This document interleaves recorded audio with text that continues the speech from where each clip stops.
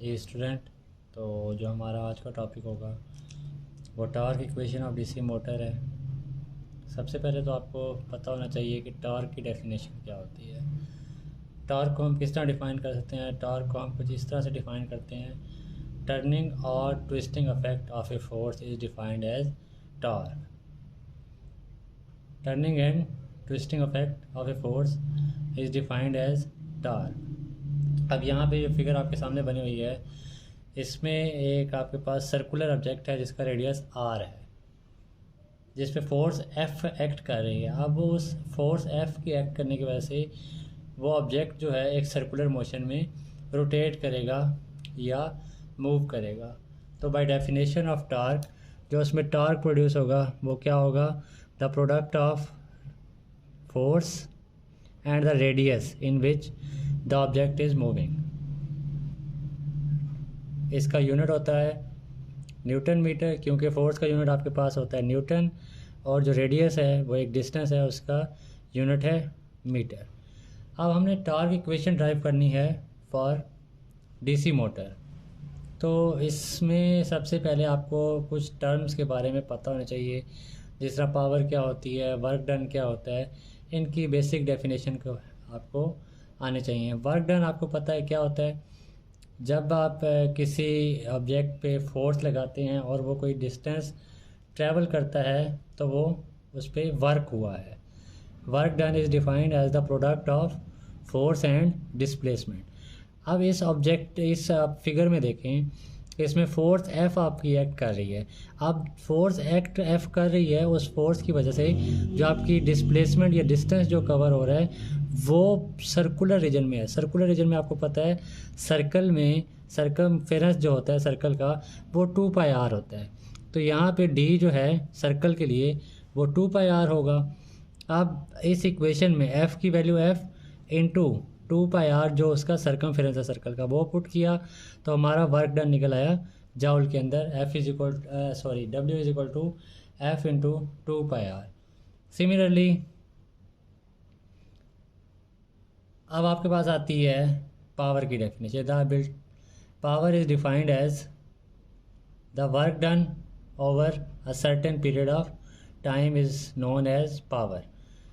Means work done over a certain period of time, कि आप किस टाइम में कितना वर्क डन कर रहे हैं वो पावर होती है।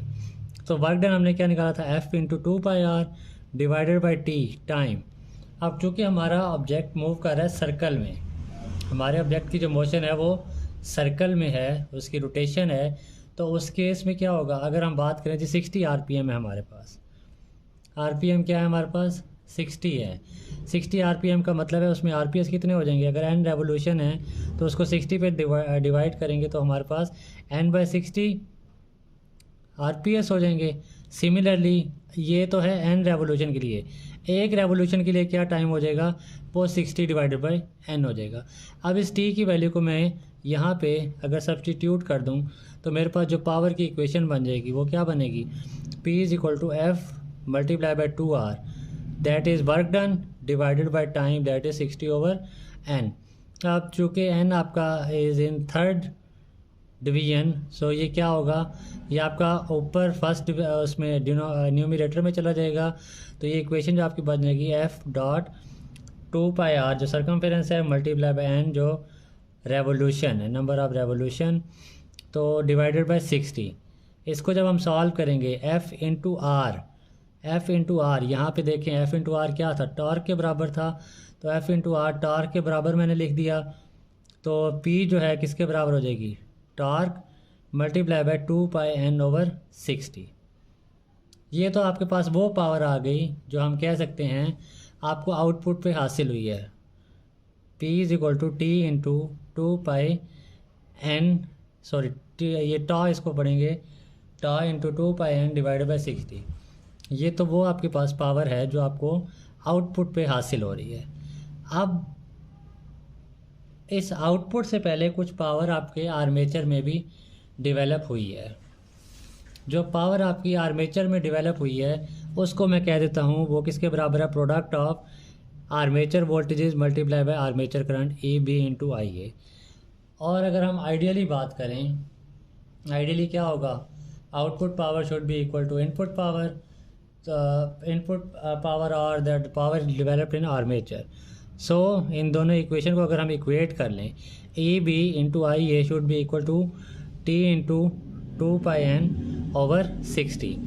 अब हमारे पास ई बी की वैल्यू आपको पता है वो क्या होती है, 5Zn/60 इंटू P/A।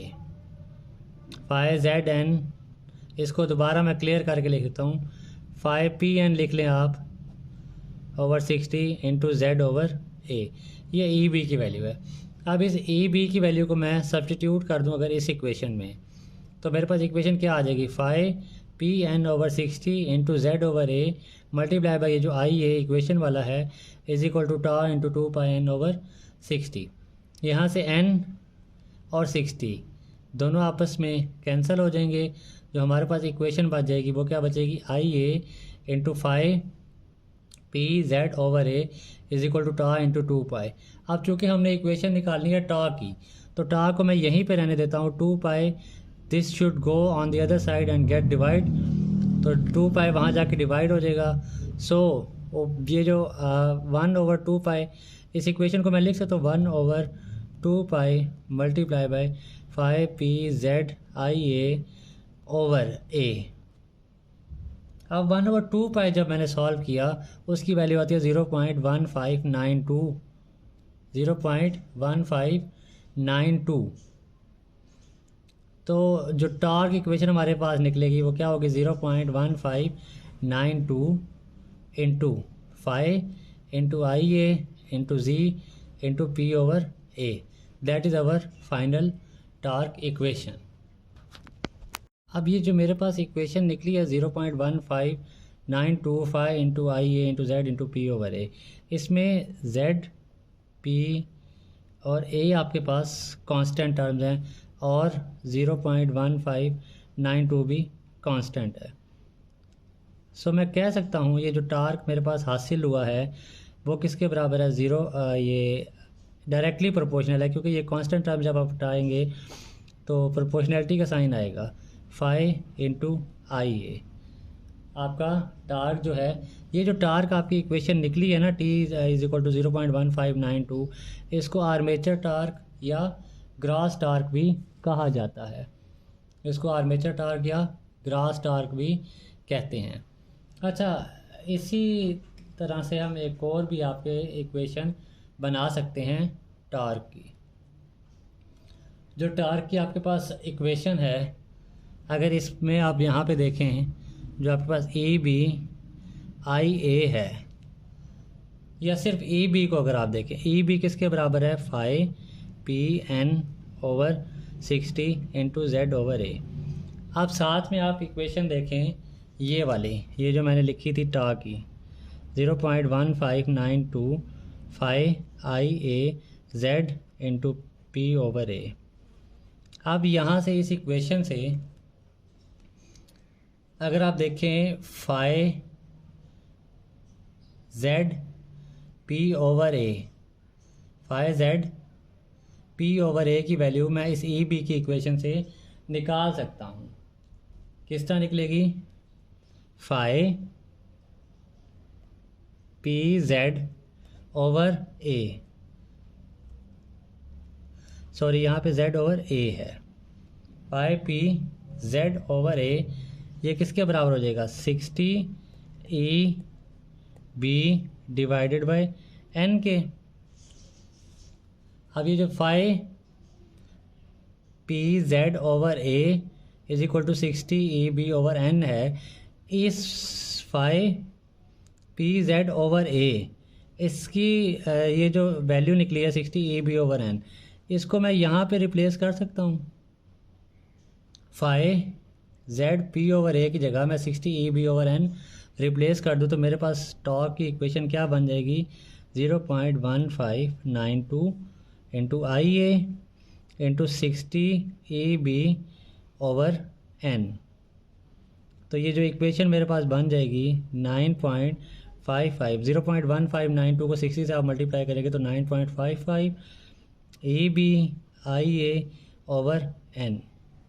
ये भी आपके पास आर्मेचर टार्क की इक्वेशन बनेगी। 60 को जब मल्टीप्लाई करेंगे आप 0.1592 से तो 9.55 EB/IA/N, ये आपके पास एक इक्वेशन बन गई टार्क की, आर्मेचर टार्क की।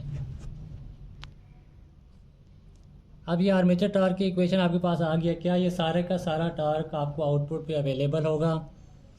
नहीं, आपको सारा टार्क आउटपुट पे अवेलेबल नहीं होता, बल्कि ये जो आपका आर्मेचर टार्क जो प्रोड्यूस हुआ है इसमें कुछ ना कुछ लॉस होता है, और उस लॉस के बाद जो आपको आउटपुट पे टार्क हासिल होता है वो आपका शाफ्ट टार्क या आउटपुट टार्क कहलाता है। जो टार्क आपका आउटपुट पे हासिल होता है, जो मुफीद होता है, यूज़फुल टार्क होता है, उसको हम कहते हैं शाफ्ट टार्क।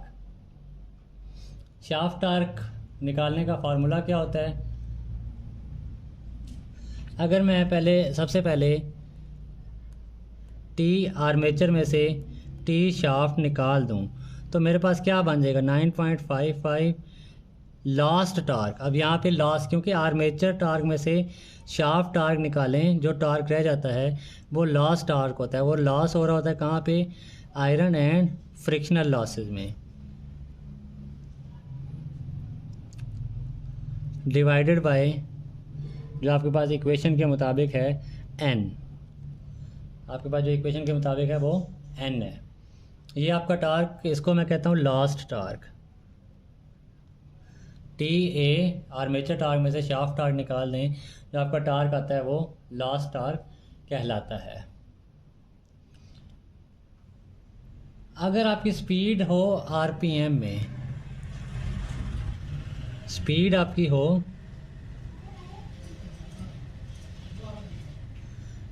और आप कैलकुलेट करना चाहते हो आउटपुट पावर इन वाट्स, तो क्या होगा? आउटपुट पावर इन वाट्स आप किस तरह निकालेंगे? 2πNT shaft divided by 60। ये आपके पास आउटपुट पावर निकलेगी वाट्स के अंदर। आउटपुट पावर जो मैंने कैलकुलेट की है, इसके ज़रिए अब मैं दोबारा शाफ्ट टार्क की वैल्यू निकाल सकता हूँ। किस तरह? ये आप इस इक्वेशन को रीअरेंज कर लें। ये टी शाफ्ट को यहीं रहने दें। आपके पास जो आउटपुट इन वाट्स है, ये पूरी रकम क्या होगी? आउटपुट इन वाट, और ये पूरी रकम वहाँ पे जाके क्या हो जाएगी? डिवाइड हो जाएगी 2πN/60। अब ये रकम डिवाइड जो हो गई, n एक कांस्टेंट टर्म है, तो 2π/60 जब मैं करूँगा ये मेरे पास आ जाती है 0.104। क्योंकि ये 1/0.104 है, जब इसको मैं सॉल्व करूँगा 1/0.104, तो ये जो इक्वेशन आ जाएगी शाफ्ट टार्क की 9.55 into output in watts divided by n, जो उसकी स्पीड है न्यूटन मीटर में। आपके पास टी शाफ्ट की वैल्यू आ गई 9.55 output in watts divided by n। अच्छा, यहाँ पे आपको जो रिलेशन याद रखने वाला है वो रिलेशन ये वाला है। आगे जब आप जाके करैक्टरिस्टिक देखेंगे, ये वाला आपका रिलेशन यूज़ होगा वहाँ पे। सिमिलरली अब जो थोड़ा सा हमने मज़ीद एक टॉपिक देखना है वो स्पीड ऑफ DC मोटर है। स्पीड ऑफ DC मोटर, आपको पता है EB की वैल्यू, बैक EMF हमने कैलकुलेट किया था, वो क्या होता है? V-IA/RA के बराबर। और जबकि EB किसके बराबर होता है? अभी मैंने आपको बताया है 5PN/60 इंटू Z/A। अब EB की वैल्यू को मैं यहाँ अगर सब्स्टिट्यूट करूँ, यहाँ पे सब्स्टिट्यूट करने के बाद मेरे पास क्या आ जाएगा? 5PN/60 into Z/A is equal to V-IA/RA। ये मेरे पास आ गई इक्वेशन। अब मैं यहाँ से जो रिलेशन निकालना चाहता हूँ वो स्पीड का निकालना चाहता हूँ, क्योंकि स्पीड ऑफ DC मोटर है, तो मैं इस n को यहीं पे रहने देता हूँ। तो V-IA/RA। अब जो टर्म यहाँ पे डिवाइड हो रही थी वो वहाँ जाके क्या हो जाएगी? Multiply mean 60 A divided by जो यहाँ पे मल्टीप्लाई होती है वहाँ जाके डिवाइड फाई इंटू पी। ये आपके पास रिलेशन आ जाएगा जब हमने इस इक्वेशन को रीअरेंज किया। V minus I A R A जो टर्म इक्वेशन के लेफ़्ट साइड पे मल्टीप्लाई हो रही थी वहाँ पे जाके डिवाइड हो जाएगी, और यहाँ पे जो यहाँ पे डिवाइड हो रही थी वो वहाँ पे जाके क्या हो जाएंगी, मल्टीप्लाई हो जाएंगी। जो मेरे पास इक्वेशन आ गई वो V minus I A R A multiply by 60 A divided by 5 P. और यहाँ पे एक और टर्म भी है जेड यहाँ पे मल्टीप्लाई होती है, यहाँ पे जेड भी शामिल हो जाएगा। अब इस इक्वेशन को देखते हुए आपका पी भी कांस्टेंट, आपका जेड भी कांस्टेंट, ए भी कांस्टेंट, 60 भी कांस्टेंट, तो जो एक चीज़ चेंज हो रही है वो फाई है। तो मैं इस इक्वेशन को लिख सकता हूँ, कांस्टेंट को मैं रिप्लेस कर दूँ के के साथ, divided by phi into V minus I A R A. ये 60 ए पी जेड ये कांस्टेंट टर्म थी, इसको मैंने रिप्लेस कर दिया के के साथ। मीन मैं लिख सकता हूँ के is a constant that constitute 60 A over P into Z. तो मेरे पास जो इक्वेशन रीअरेंज होकर आ गई वो n is equal to K over 5 into V minus I A R A. अगर इस इक्वेशन में मैं v minus I A R A को कंसीडर कर लेता हूँ e के बराबर, कंसीडर कर लेता हूँ मैं इसको e के बराबर, तो मेरी जो इक्वेशन आ जाएगी वो n is equal to K over 5 into ई। अब जब मैं यहाँ से ये प्रोपोर्शनल कांस्टेंट जो लगाया था इसको जब मैं हटाऊँगा तो मेरे पास जो इक्वेशन रीअरेंज होकर आ गई वो प्रोपोर्शनैलिटी के साथ आएगी। तो n is directly proportional to e over 5। ये दूसरा रिलेशन है जो आप याद रखेंगे अपनी जो करैक्टरिस्टिक हमने पढ़नी है आगे उसके लिए। n is directly proportional to e over 5 और जो सेकंड रिलेशन है वो t is directly proportional to 5a। ये रिलेशन आपने याद रखने हैं। आज का लेक्चर यहीं तक था, उम्मीद है आपको क्लियर हो गया होगा। कोई क्वेश्चन हो तो कमेंट सेक्शन में पेश कर दें।